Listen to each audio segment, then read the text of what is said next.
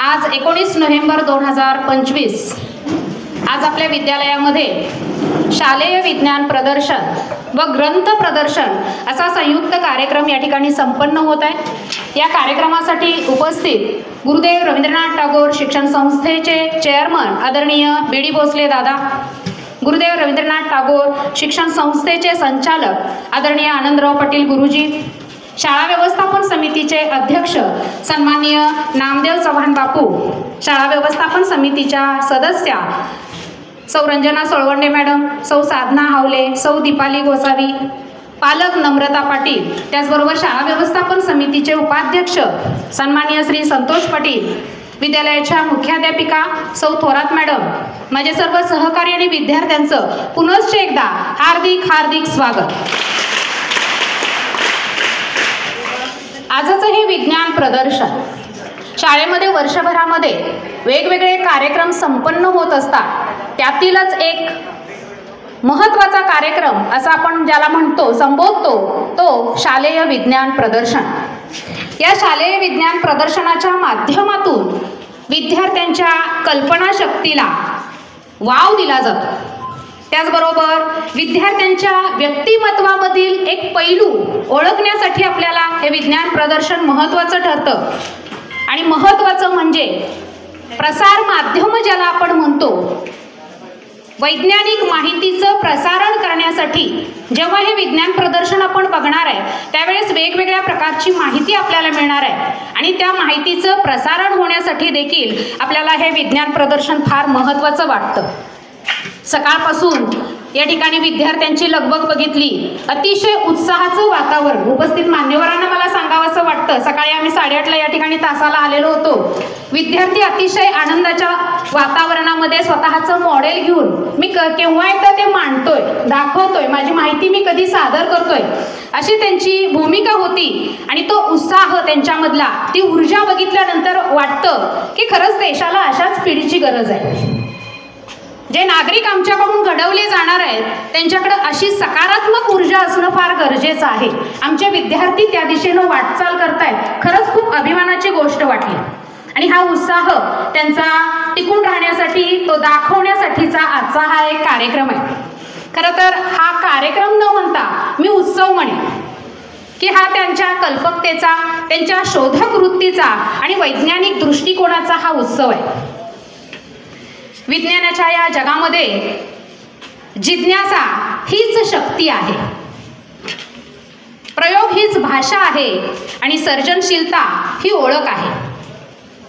विद्यार्थ्यांनी वेगवेगळ्या विषयाशी अनुसरून वेगवेगळे मॉडेल्स तयार केलेले आहेत। उपस्थित मान्यवरांना मला अभिमान वाटतो सांगायला, लहान गटामधले एकूण 50 मॉडेल्स विद्यार्थ्यांनी सहभाग घेतलेला आहे आणि मोठ्या गटामधल्या 30 विद्यार्थ्यांनी या ठिकाणी सहभाग घेतलेला आहे। अतिशय नाविन्यपूर्ण कल्पना विद्यार्थ्यांनी या प्रदर्शनामध्ये मांडलेल्या आहेत। आजचं प्रदर्शन खरोखरच एक उल्लेखनीय वाटतं बघितल्यानंतर। विद्यार्थ्यांनी मांडलेल्या संकल्पना, तयार केलेले जे प्रकल्प आहेत त्यासाठी त्यांनी वापरलेली त्यांची कसोटी, अतिशय सुंदर तयार केलेलं वातावरण, अतिशय छान आज आमच्या विद्यालयातलं वातावरण झालेलं आहे।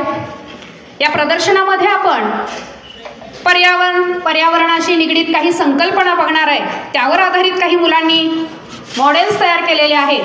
पर्यावरण संरक्षणाची नवी तंत्र, ऊर्जा बचतीची वेगवेगळी साधनं, ऊर्जेच्या नवीन कल्पना, पुनर्वापर आणि शाश्वत विकासाची जीवनशैलीची प्रात्यक्षिकं त्या मॉडेल्समधून आपल्याला पाहायला मिळतात। आणि सगळ्यात महत्त्वाचं म्हणजे विद्यार्थ्यांनी स्वतः बनविलेल्या नाविन्यपूर्ण मॉडेल्स याच्यामध्ये आपल्याला बघायला मिळतात।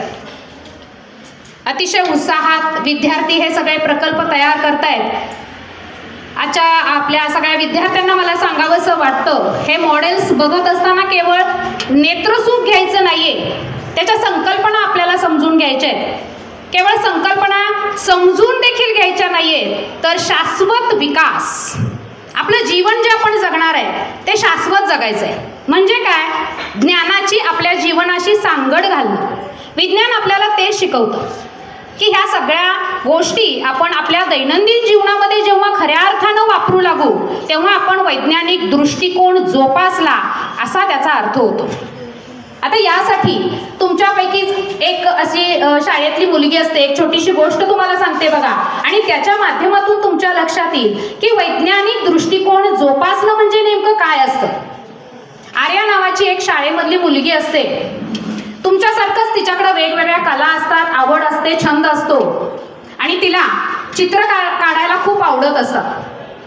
ती नेहमी माझी पृथ्वी या विषयाशी निगडीत चित्र काढत असते. आता तुम्हाला हा चित्रकलेला जर विषय दिला, माझी पृथ्वी यावर आधारित चित्र काढा, तर तुम्ही काय काय करणार?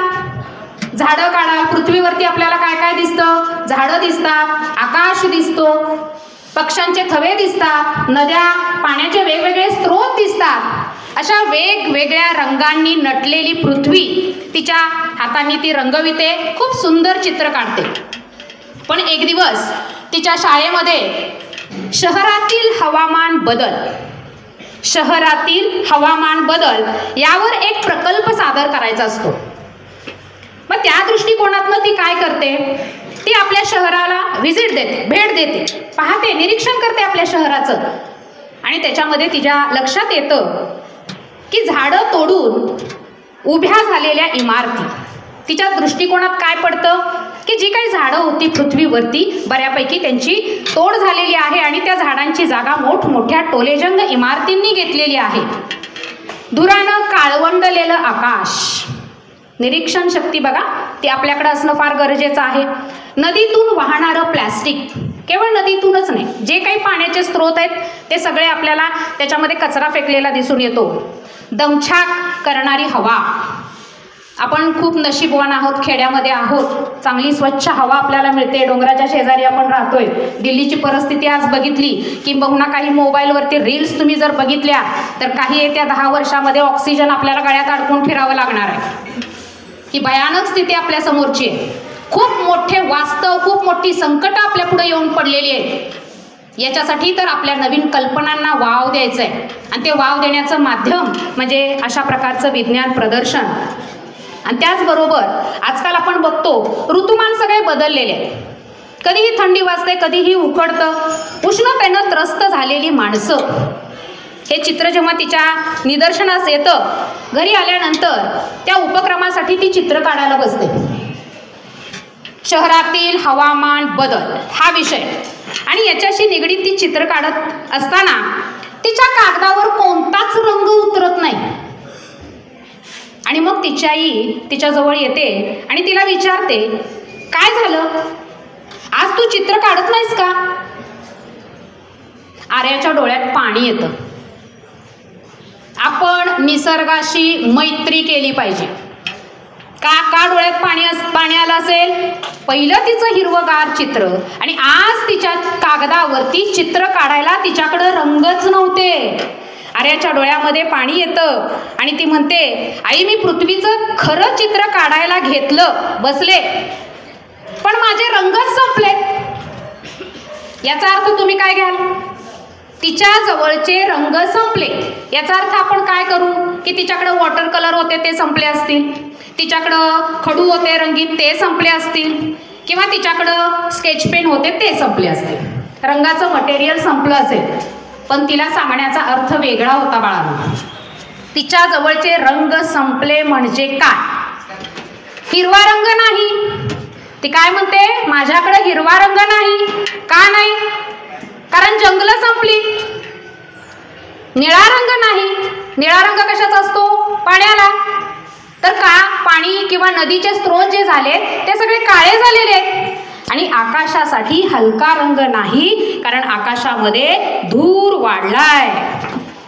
आपण आपला कोणता अर्थ घेतो आणि निसर्गाशी रिलेटेड त्या आर्यानं कसे अर्थ काढले बघा. आपली मैत्री निसर्गाशी असायला पाहिजे. निसर्ग हा खरा गुरु, आपण पहिल्यांदा त्याला प्राधान्य दिलं पाहिजे. त्याचे बरेचसे घाले आपण येत्या काही वर्षामध्ये पाहिलेले आहेत. गेलेले काही वर्ष जे आहेत कोरोनाचा कालावधी, त्यामुळे निसर्गावरती आपण कधीही मात करता कामा नये. आणि हे रंग संपल्यानंतर ती काय म्हणते? आई आज माझ्या पृथ्वीचे रंगच निघून गेले. आर्या आईला काय म्हणते?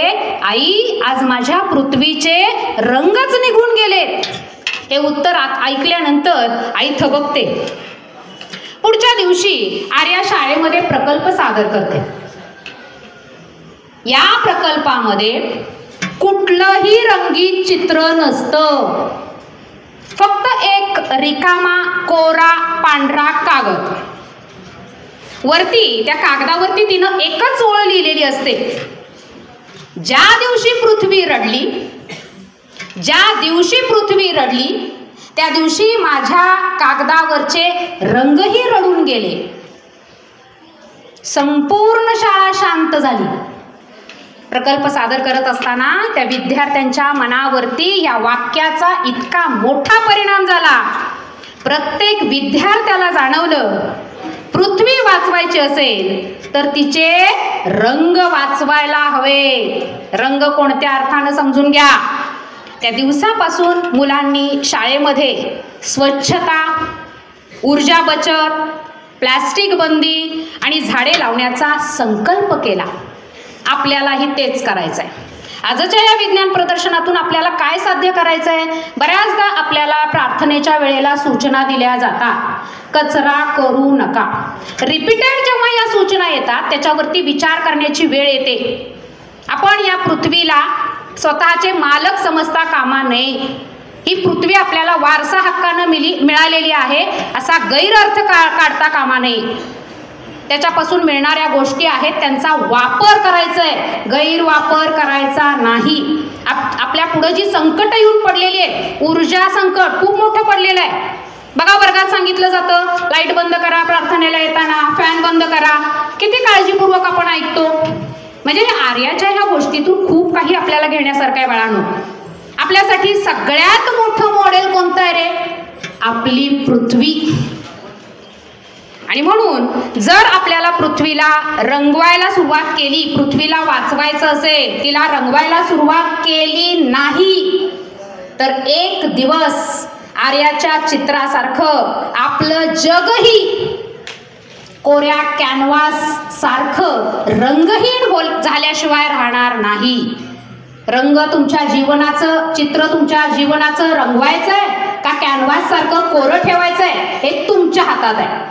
आजच्या या विज्ञान प्रदर्शनातून तुम्ही नक्कीच चांगले संकल्पना समजून घ्याल, त्यांचा दैनंदिन जीवनामध्ये वापर कराल अशी मी अपेक्षा करते.